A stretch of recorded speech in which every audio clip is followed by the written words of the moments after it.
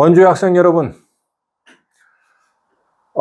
오늘은 2024년 3월 고3 모의고사 39번 문제 강의를 해보도록 하겠습니다. 더보기란에 있는 그 한 장짜리 파일 출력해서 같이 공부하도록 하죠. 단어부터 보겠습니다. 먼저 standing contrast, 일종의 관용문의 수거라고 보고, 이 스탠드가 여기서는 이 형식 동사, 상태의 유지 동사입니다. 상태의 유지 동사. be하고 비슷해요, 비동사하고. 뭐뭐와 대조되는 상태를 유지하다. 그러니까 뭐와 대조가 되다. figurative는 구상미술. 선생님, 구상미술이 뭡니까? 추상미술의 반대입니다. 아시겠죠? 구체적으로 이미지를 그리는 거. 아시겠죠? 인물화를 그린다든지, 그 다음 풍경화 그린다든지, 정물화 그리는 거, 이런 겁니다. 아시겠죠? 됐고. 추상이라는 단어는 이렇게 된 거죠. ABS가 away입니다. AB나 ABS는 away고, attract는 draw예요. 그래서 구체적인 현실로부터 멀리 떨어져서 땡겨 놓은 거니까 추상미술입니다. 추상적인, 그렇지, abstract. represent, 나타내다. in perspective는 원근법에 따라서. perspective라는 단어 정리할게요. P-E-R-E, through. SPC 내지 SPCT는 look입니다. 꿰뚫어 보는 거죠. 그래서 첫 번째 뜻이 관점. 두 번째는 미술에서 꿰뚫어 보는 거는 원근법이죠. 원근법이라는 뜻이 있습니다. 두 번째 의미로 썼습니다. 지금 미술에 대한 얘기니까, 그렇죠? 원근법, in perspective는 원근법에 맞춰서, 원근법에 따라서 그러시고, out of perspective 하면 원근법에 벗어나서, 원근법이 맞지 않는 뜻입니다. 아시겠죠? figure라는 단어는 뜻이 세 가지예요. 뜻이 세 가지가, 기본 뜻이 인물이라는 뜻이 있고, 두 번째 숫자라는 뜻이 있어요. 세 번째는 도형이라는 뜻이 있습니다. 여기서 파생되는 뜻이 4개가 돼 있어서 전체 뜻이 7가지입니다. 7개를 다 외우려 하지 마시고 3개를 외우세요. 인물, 숫자, 도형이다. 인물과 관련된 어떤 인물의 모습, his tall figure, 그의 키가 큰 모습, 몸매. 또 bronze figure 하면 동으로 만든 동상이라는 뜻입니다. 동상. 인물의 모습, 인물을 만들어 놓은 거, 세운 거, 동상. 숫자에서 숫자가 포함된 도표. Look at the figure 5 below 하면 아래에 있는 도표 5를 보세요. 그렇습니다. 아시겠죠? 도형에서 나온 게 피겨 스케이팅의 피겨가 있죠. 원래 피겨 스케이팅의 기원이 도형 그리기와 삼각형 잘 그리기, 원 잘 그리기, 별표 잘 그리기 관련이 있다는 그러한 이야기가 있습니다. 됐죠? 여기서 1번 뜻으로 쓰였어요. 인물. focus, 초점이라는 단어의 형용사입니다. 그래서 초점이 되는 점이니까 초점이 되겠죠. diminish 중간에 m-i-n-i, 미니가 있죠. 미니. 작아지게 만들다 또는 작아지게 하다. 작아지다. in one's own right, 뭐뭐 자체라고 그런 뜻입니다. informative, 정보를 주는, 보통 유익한이라고 해석하죠. 듣기에 나오죠. 어떤 Professor Mr. O 교수님께서 강연을 하셨어요. 강연 끝난 다음에 사회자가 뭐라고 합니까? Thank you for your informative talk. 이렇게 얘기하죠. 유익한 말씀 감사합니다. 이렇게 해석하죠, 보통. 됐고, S2는, 이거는 그냥 about이에요. 뭐에 관해서. 전치사, 이중전치사가 about입니다. layout, 배치입니다. 특히, 집안의 인테리어 할 때 방 안에 가구 배치, 레이아웃이라고 해요. 또 뭡니까? 사진이나 사진 찍거나 그림 그릴 때 이 구도를 잡지 않습니까? 그 사진의 대상이 되는 인물이나 물건에 대해서 배치하는 거죠. 그런 거 배치. 자, 스페이스라는 공간이라는 명사에서 형용사가 두 개가 나오죠. 어떤 가치 중립적인 형용사 spatial, 공간에 그런 뜻입니다. 아시겠죠? spacious는 공간이 넓은이라는 플러스형 의미가 있어요. 널찍한 그런 뜻입니다. 다릅니다. 됐고, reveal, 드러내다.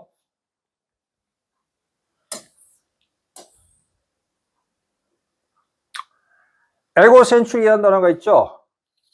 에고가 자기니까 자기 센터 중심적인.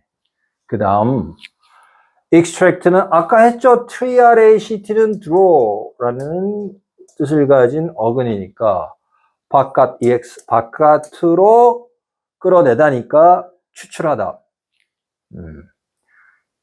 충치를 추출하다. pull out 또는 extract 그런 말이 되겠고, 발췌하다. 어떤 문장이나 말에서 관심이 가는 부분, 중요한 부분을 갖다가 바깥으로 끌어내는 거죠. 여기서 1번 쓸 수 있어요. relative 상대적인 one another도 서로서로고 each other도 서로서로인데 어떻게 차이가 나느냐.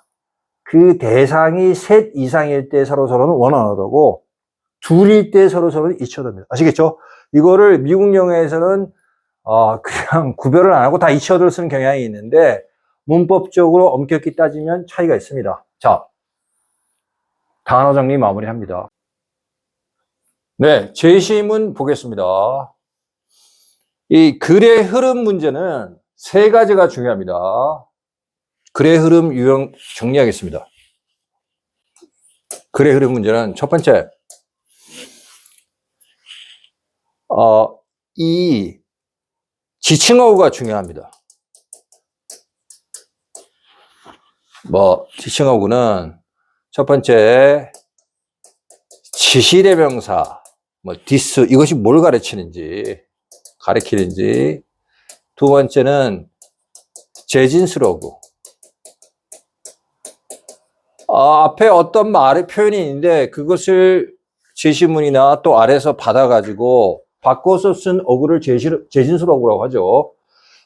그 제진수어구가 무엇을 바꿔 쓴 건지, A를 바꿔 쓴 건지, B를 바꿔 쓴 건지, 이런 것에 주의해야 됩니다. 두 번째 중요한 것은 연결어구입니다. 연결어구에는 여러 가지가 있죠. A, B, 그래서 반대 대조를 나타내는 연결어구가 있겠고, 또 인과관계를 나타내는 연결어구 있죠. 앞에 것은 원인, 뒤에 것은 결과를 나타내는 연결어구. 그 다음에 앞에 것은 일반적인 내용, 뒤에 것은 예를 드는 거, 일반 예시를 나타내는 연결어구가 있죠. for example, for instance 이런 거죠. 그 다음에 양보를 나타내는 연결어구가 있습니다. 양보를 나타내는 연결어구가 있고, 그러면 앞에 것은 뭐뭐에도 불구하고, 그럼에도 불구하고 뒤에 것을 했다는 것은 뒤에 것의 내용을 강조하기 위한 거죠. 예. 이 지칭어구, 지시대명사하고 제진수어구, 그리고 연결어구, 이것에 특히 주의해서 문제를 풀겠다라고 주의하셔야 됩니다. 제시문 보겠습니다. 이것은 스탠딩 컨트래스트 한 덩어리죠. 초기의 구상미술과는 대조가 된다. 그런데 이 초기의 구상미술은 그러면서 뒤에 굉장히 세 줄에 걸쳐서 지금 긴 문장이 나오는데 이 긴 문장이, 자, 빨간 펜을 동원하세요. 별표 이렇게 하십니다. 굉장히 중요하고 어렵습니다. 그래서 이것을 한번 문장을 따다가 따로 칠판을 꺼내서 설명드릴게요.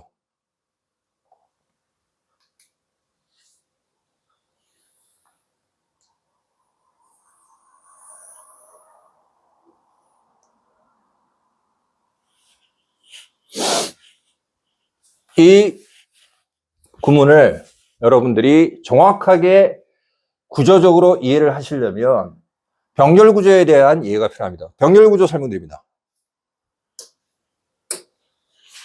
여백에 필기하세요. 병렬구조.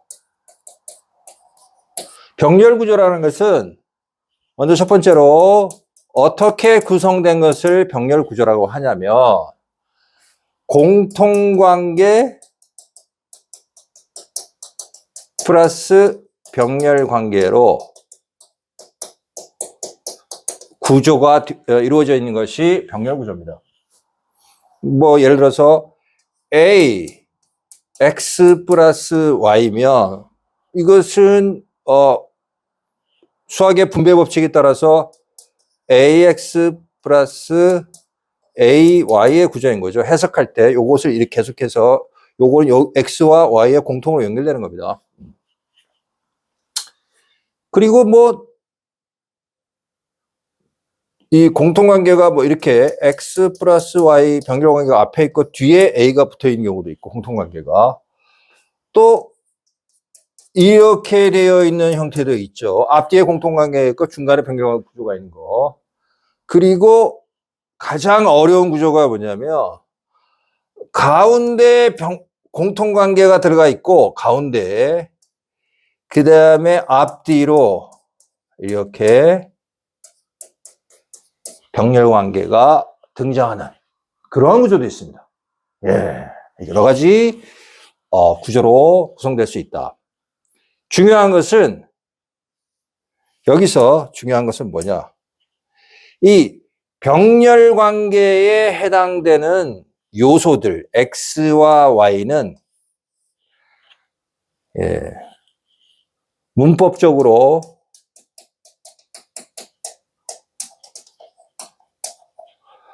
대등한 요소가 등장합니다. 즉 예를 들어서 앞에 A가 형용사고 X가 명사면 Y도 명사 상당어가 옵니다. 아시겠죠? 그렇게 문법적으로 대등한 요소가 계속 등장하는 겁니다. 그래서 X가 명사, 동사가 있고 목적의 명사가 두 개 등장한다든지 명사, 앞에 게 동사하고 형용사, 동사하고 형용사, 명사가 등장할 수 있고 동사하고 부사 이렇게 등장할 수 있겠죠. 네. 문법적으로 대등한 요소가 등장한다는 것이 중요한 포인트입니다. 자, 그러면 두 번째 이러한 공통관계와 병렬관계로 구조가 이루어진 병렬 구조는 어떠한 구문에서 자주 등장하는지. 첫 번째는 등위 접속사 and, but, or를 사이에 두고 이렇게 병렬 구조가 등장하죠. 그 다음에 두 번째는 비교 구문에 원급 비교일 때는 as, 비교급 비교일 땐 than을 사이에 두고 이렇게 병렬 구조가 등장합니다. 아시겠죠? 예. 여기서 한번 적용을 해보겠습니다. As focused on representing 이 쭉 나가는데 아하 이렇게 되어 있고 이렇게 되어 있죠. 그러면 여러분이 잘 알다시피 the object and space라고 명사가 나오고 그 다음에 여기 주어 동사가 나오면 명사 뒤에 주어 동사가 나오면 관계대명사 목적격이 생략되어 있는 구조입니다. 관계대명사 목적격.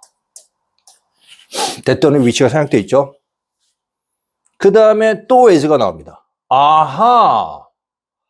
그러면 이 관계사절이 꾸미는 왓절인데 그것이 어디에 포함되어 있냐면 as 여기서 했던 비교구문 병렬 구조에 포함되는 겁니다. 아시겠죠? 요 공통관계인 focus 뒤에 on representing과 on how they looked가 병렬 구조를 이루고 있는 것입니다. 아시겠죠? 그러면 해석을 해보겠습니다.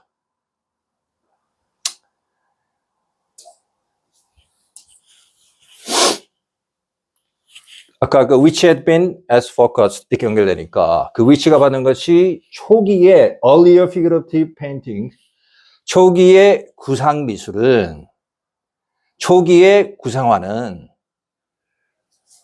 이 사물과 공간이 어떻게 보이는지에 대해 초점을 맞추는 것만큼이나 이 화가가 그리고 있던 사물과 공간에 대해서 화가가 이미 알고 있던 것을 나타내는 데 초점을 맞추고 있었다. 다시 말하겠습니다. 기니까 사물과 공간이 어떻게 보이는지에 초점을 맞추는 것만큼이나 화가가 그리고 있던 사물과 공간에 대해서 이미 화가가 알고 있던 것을 나타내는 데 초점을 맞추고 있었다. 됐죠? 요것만큼이나 요거를 표현하는 데 초점을 맞추고 있었다는 것은 요것은 비교의 기준이고 요 비교의 기준만큼이나 요거니까 뒤에 걸 강조하는 겁니까? 앞에 걸 강조하는 겁니까? 그는 농구 선수만큼이나 키가 크다.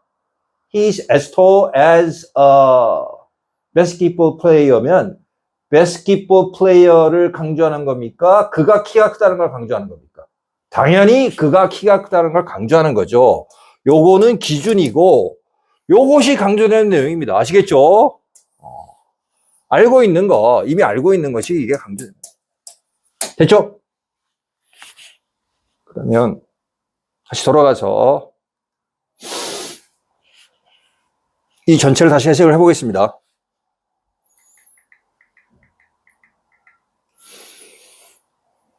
아까 한 그대로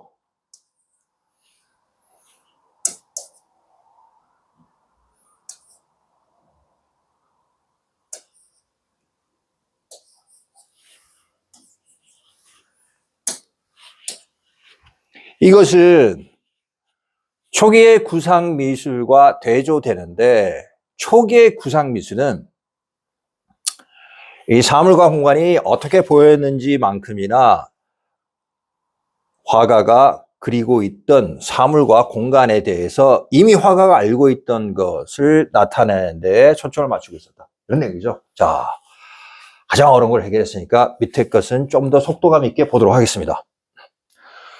거의 모든 구상화, 여기 볼게요. 역시 여기서 명사, 그 다음에 주어, 동사 이렇게 나왔으니까 관계대명사, 목적격이 생략되어 있죠. 이렇게 표시하는 거는 무조건 관계대명사, 목적격이 표시했다는 뜻입니다. 아시겠죠?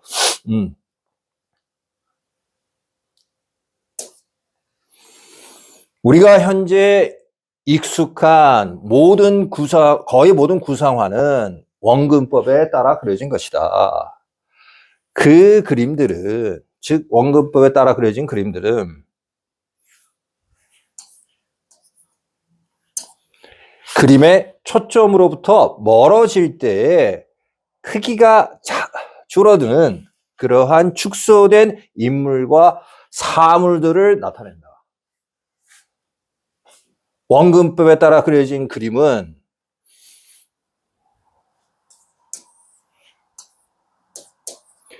공간상의 특정한 위치로부터 장면을 바라보고 있는 어떤 사람에게 이 세계가 어떻게 보이는지를 나타낸다. 이 지금 전체적으로 보면 원근법으로 그려진 구상화 또 원근법 그림이 계속 이어지고 있죠. 그렇죠? 그 아래를 보죠. 2번 이후 내용을.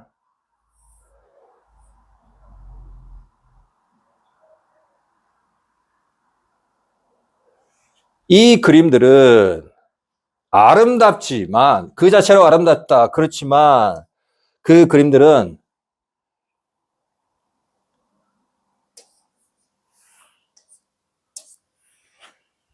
만약 우리가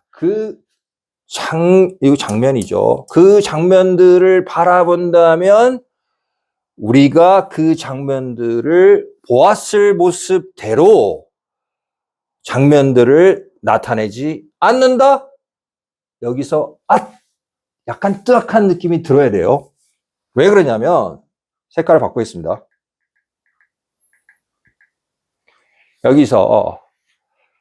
여기서 지금 대조가 되는 게 뭐예요? 사물과 공간이 나타나는 모습대로라 그랬죠. 요것이 원근법대로 그린 거겠죠. 그죠? 그리고 이미 알고 있는 것, 이것은 이미 알고 있는 것, 요것과는 다르죠. 이 앞에 나온 거 보겠습니다.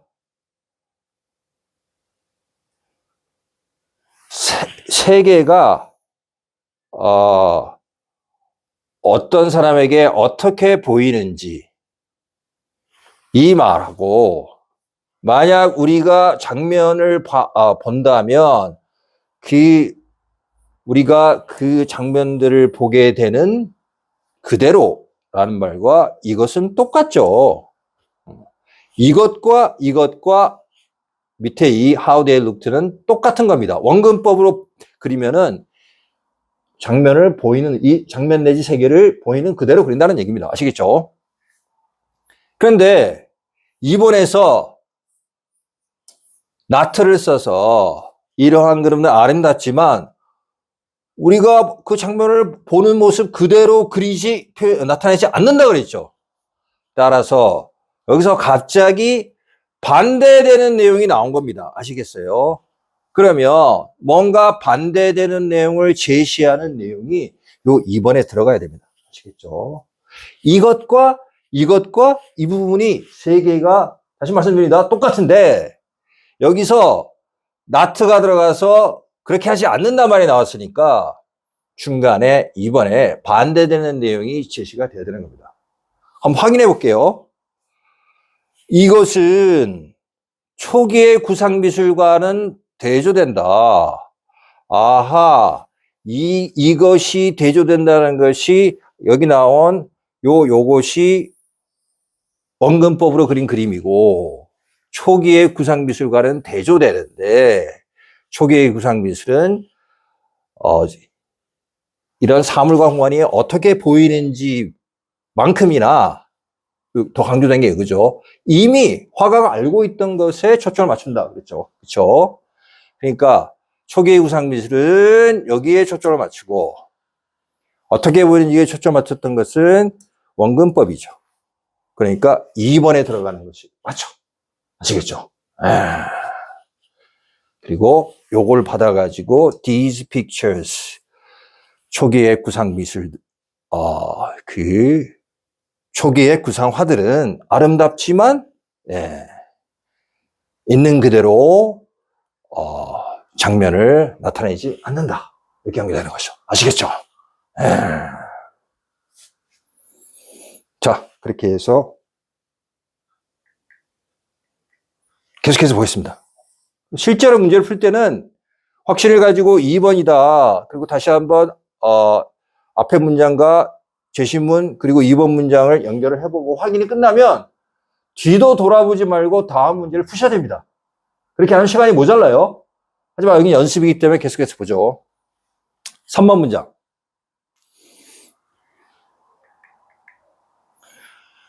그들은 또한, as는 about이니까 또 역시 명사, 주어, 동사가 나왔으니까 이 부분이 관계대명사 목적격이 생략된 관계사절이죠. that which 생략돼 있고. 자,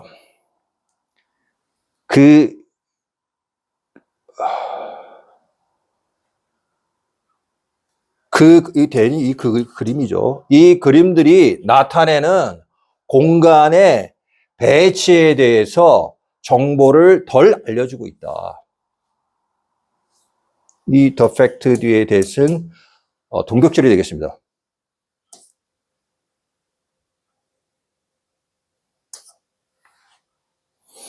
보죠. 원근법과 공간 배치에 대한 정보가 함께 어우러진다는 사실은 비유적으로 말을 돌렸어요. 앞에 무슨 말입니까? 요것과 요것이 반대되는 내용이죠. 초기의 구상화들은 그 구상화가 나타내는 공간의 배치에 대해서 정보를 덜 알려준다. 반대로 뭡니까? 원근법은 공간 배치에 대한 정보를 더 많이 알려준다. 그런 말입니다. 그걸 바꿔 쓴 거예요. 아시겠죠? 근데 그 사실은 빨간색으로 여기 색깔 바꿔서 이 부분 something important 형용사가 뒤에서 꾸며집니다. 이거 설명이 필요합니다.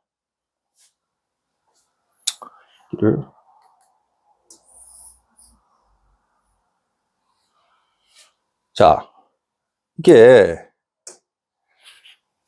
뭐냐면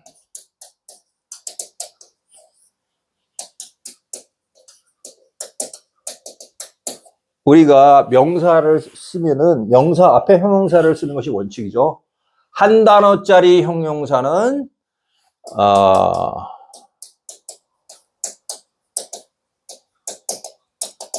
플러스 명사고, 그 다음에 형용사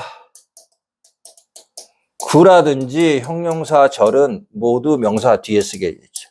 쉽게 얘기해서 한 단어짜리 형용사는 명사, 형용사 상당어구인데 두 단어 이상은 무조건 뒤에 쓰는 겁니다. 투부정사의 형용사적 용법, a time to study, 공부할 때 뒤에서 꾸미죠. 그죠? 그 다음에 분사구 있죠. A boy sleeping in the room이면 형용사 상당어구인 분사구니까 뒤에서 꾸밉니다. 또 아까 봤지만 관계사절 이런 거 다 명사 뒤에서 꾸미죠. 그렇죠? 형용사 상당어가 두 단어 이상이면 무조건 뒤에서 꾸미고 한 단어짜리 형용사는 명사 앞에서 꾸미게 되는 것이 원칙입니다. 하지만 요거 원칙을 한 단어 형용사가 명사 앞에 쓴다는 것과 반대되는, 요거가 반대되는 내용이 뭡니까? 이거죠. 그렇죠? 그러니까 중요합니다. 예외적인 상황이니까.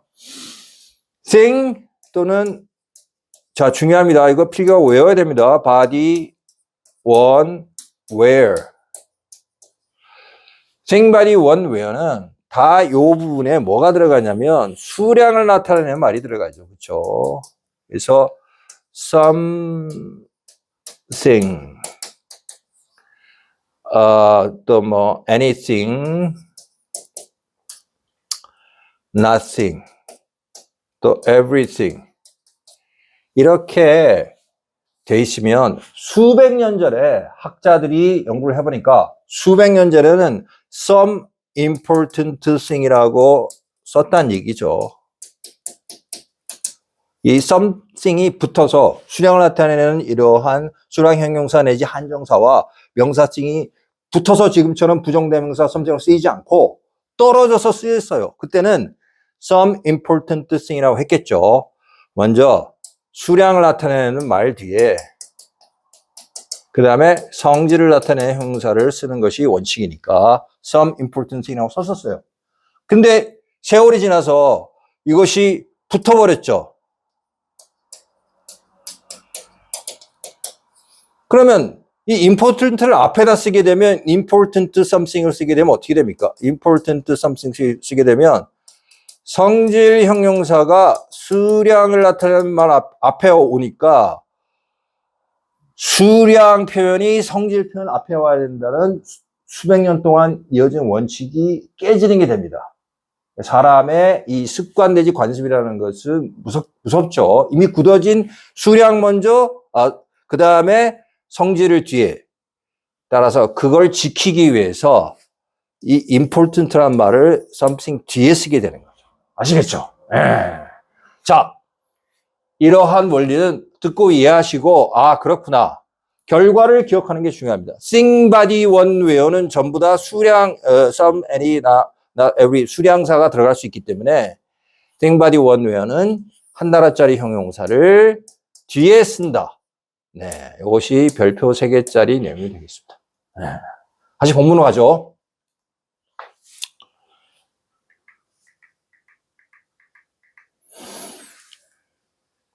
그 다음에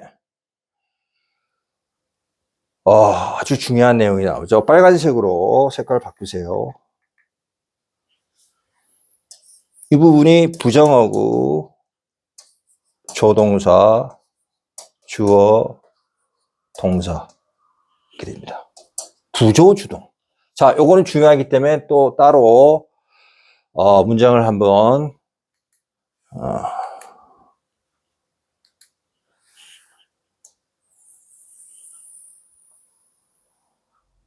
보겠습니다. 자, 부정어구 도치입니다. 어디 좀 여백이 큰데 여러분 필기하세요.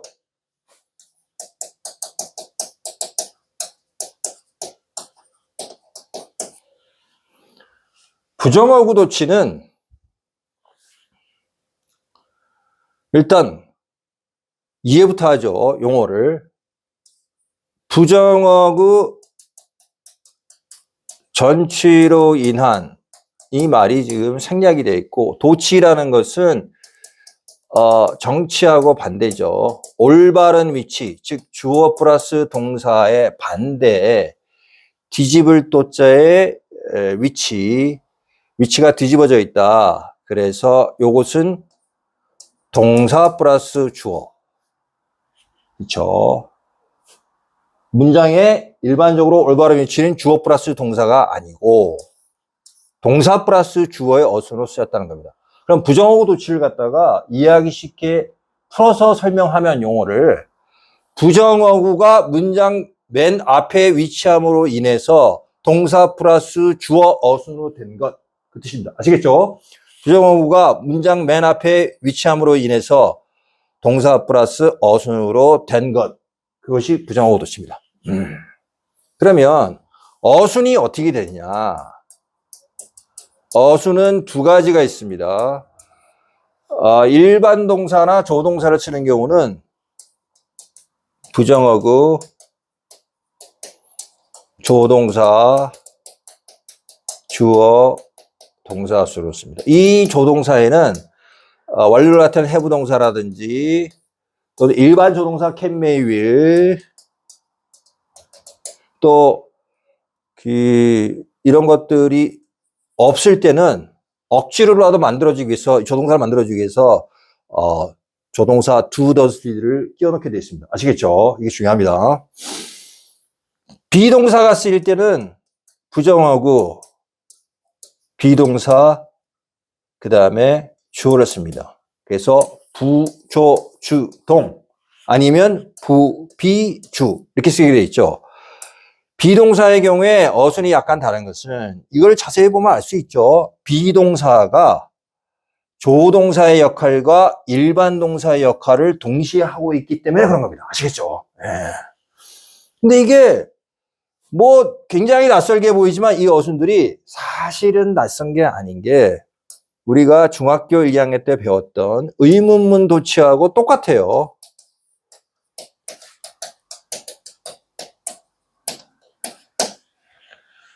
의문문 도치는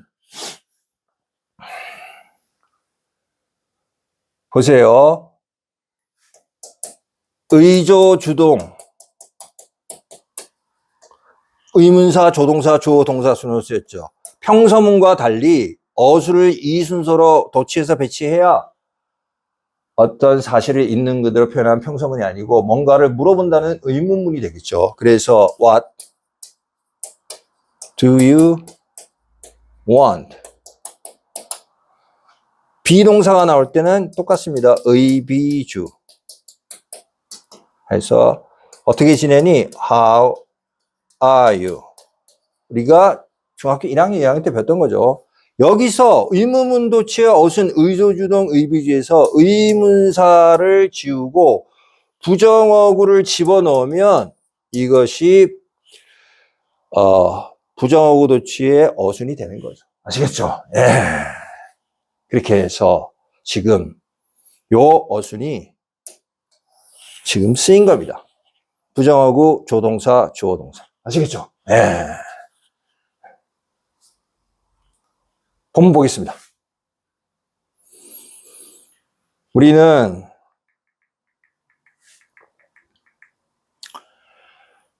세계를 자기중심적인 틀을 통해서만 바라보는 것이 아니라 또한 역시 우리는 이 세계를 우리로 하여금 자, 이 부분이 빨간색 동원에서 어렵습니다. 빨간색 동원에서 또 발표 이렇게 하세요. 지금 아까 병렬 구조 할 때 공부했던 구조가 그대로 나옵니다. 차분히 볼게요.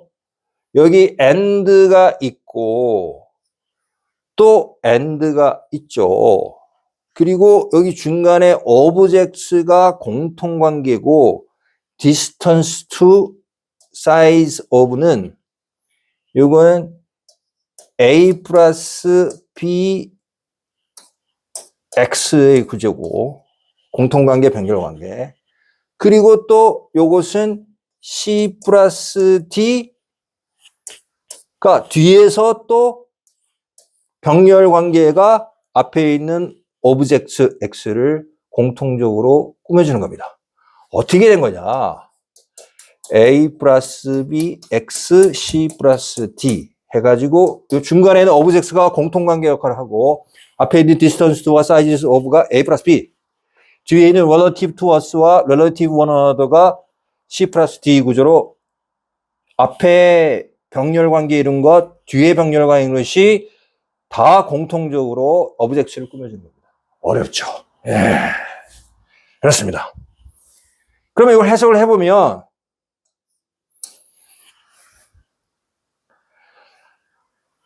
우리는 세계를 자기중심적인 틀을 통해서만 바라보는 것이 아니라 또한 역시 우리는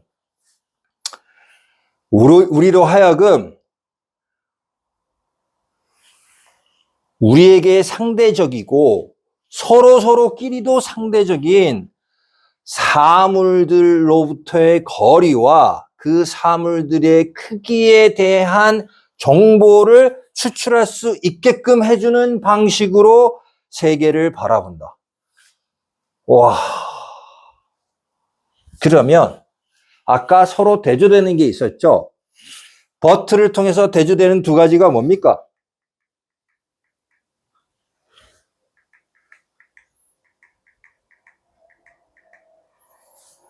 자기중심적인 틀을 통해서 바라본다는 것은 아까 앞에 나왔던 우리가 이미 알고 있는 지식, 우리가 이미 어떤 사물들이나 공간에 대해서 우리가 이미 알고 있는 지식을 통해서 사물을 바라본다는 거죠.